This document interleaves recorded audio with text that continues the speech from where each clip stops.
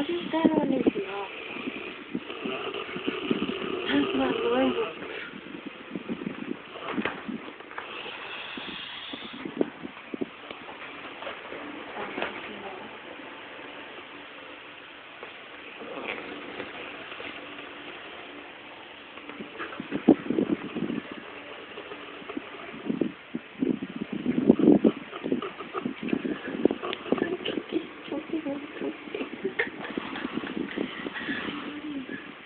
Oh, yeah.